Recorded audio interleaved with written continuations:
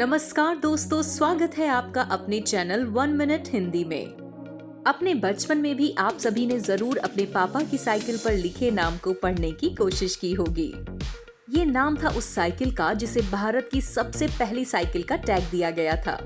मजदूर हो या ऑफिस पर जाने वाला कर्मचारी, ये साइकिल भारत के घर घर में देखने को मिलती थी। लेकिन इस साइकिल को ना जाने किसकी नजर लगी कि आज इसकी एक भी कंपनी नहीं रही और ये पूरी तरह से बंद करनी पड़ी। आखिर ऐसी क्या वजह रही जिसके चलते इतनी बड़ी कंपनी का कारोबार पूरी तरह से बंद हो गया? चलिए बताते हैं आज के इस वीडियो में, इसलिए वीडियो को अंत तक जरूर देखें। दोस्तों, एटलस कंपनी की शुरुआत साल 1951 में की गई थी। यह साइकिल हरियाणा के सोनीपत में शुरू की गई थी। इसकी शुरुआत करने वाले जानकी कपूर दास जी थे, जो खुद एक साइकिल कंपनी में साइकिल की गद्दी बनाने का काम किया करते थे। लेकिन फिर उन्होंने खुद की कंपनी खोलने का मन बनाया और एक टीन शेड के नीचे एटलस कंपनी खोल दी। एक टीन शेड से शुरू हुई यह फैक्ट्री महज 12 महीने में ही 25 एकड़ की फैक्ट्री कॉम्प्लेक्स में तब्दील हो गई। और तो और, ऑपरेशन शुरू होने के पहले साल ही एटलस ने 12,000 साइकिल बेची थी। देखते ही देखते एटलस कंपनी दिन दुगनी और रात चौगनी बढ़ने लगी।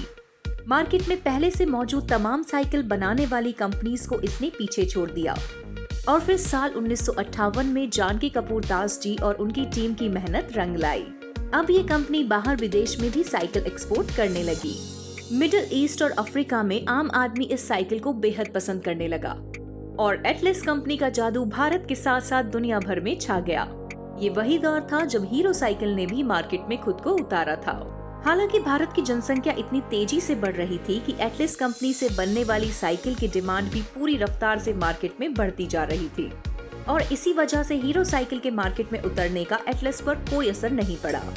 अब एटलस डिमांड पूरा करने के साथ साथ अपने नई डिजाइन पर भी ध्यान दे रही थी और इसी वजह से हर तरह का इंसान इसे और भी ज्यादा पसंद करने लगा। ये साइकिल दाम में सस्ती थी और देखने में सुंदर, इसी के साथ साथ ये टिकाऊ भी थी। इसी वजह से आम आदमी इससे बेहतर सवारी अपने लिए कुछ और समझता ही नहीं था। साल 1961 के आते आते ये कंपनी 10 लाख साइकिल बनाकर बेच चुकी थी, जो अपने आप में एक कीर्तिमान था। जैसे जैसे बिजनेस बढ़ता गया, एटलस अपनी साइकिल के लिए नई नई चीजें करती रही और फिर कंपनी ने अपनी साइकिल के प्रमोशन के लिए एडवर्टाइजमेंट निकाला, जिसमें साइकिल के ऊपर बैठी महिला एक नए भारत की नई सोच की नींव रखने का काम कर रही थी। बस फिर क्या था, साइकिल पर साड़ी पहनकर बैठी हुई महिला ने भारत की हर एक औरत के अंदर विश्वास पैदा कर दिया और देखते ही देखते औरतें भी साइकिल चलाने लगी। इससे नारी शक्ति भी बढ़ी और एटलस कंपनी भी। नतीजा ये हुआ कि साल 1965 तक आते आते ये साइकिल भारत की नंबर 1 साइकिल मैन्युफैक्चरर का टैग हासिल कर चुकी थी। लेकिन एटलस पीछे मुड़कर देखने वाली नहीं थी। उसने कुछ और नया करने की ठानी। साल 1978 में इसने ऐतिहासिक कदम उठाते हुए अपनी पहली रेसिंग साइकिल को बाजार में उतारा।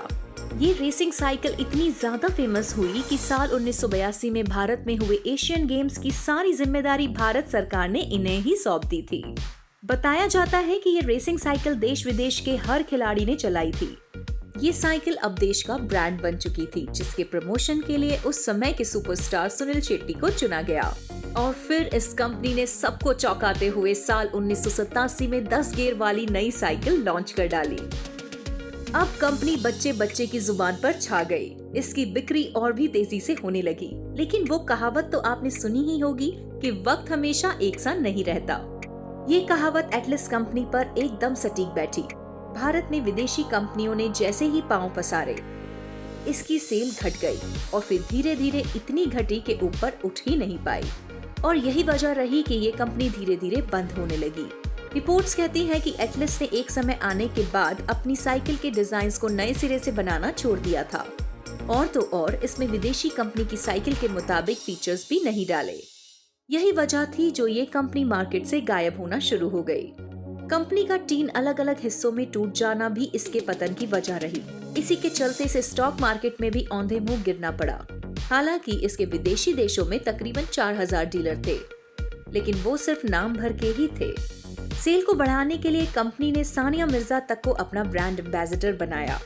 इसके अलावा Olympic gold medallist Abhinav Bindra ने भी इस प्रोजेक्ट को एंडोर्स किया, लेकिन बाजार में घटती मांग की वजह से कंपनी ने 2014 में मध्य प्रदेश के मलनपुर स्थित अपने फैक्ट्री को बंद कर दिया और फिर इसके बाद 2018 में सोनीपत यूनिट को भी उसे बंद करना पड़ा।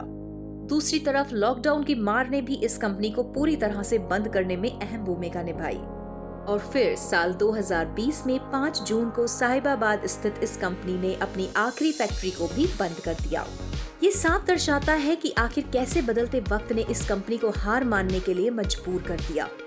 जो भी हो, एटलस हमेशा ही भारत की उन कंपनी में से एक रहेगी जिन्होंने देश के नाम को ऊंचा करने में अपनी पूरी जी जान लगा दी थी और हम उम्मीद करते हैं कि इस कंपनी के भी अच्छे दिन लौट आने चाहिए।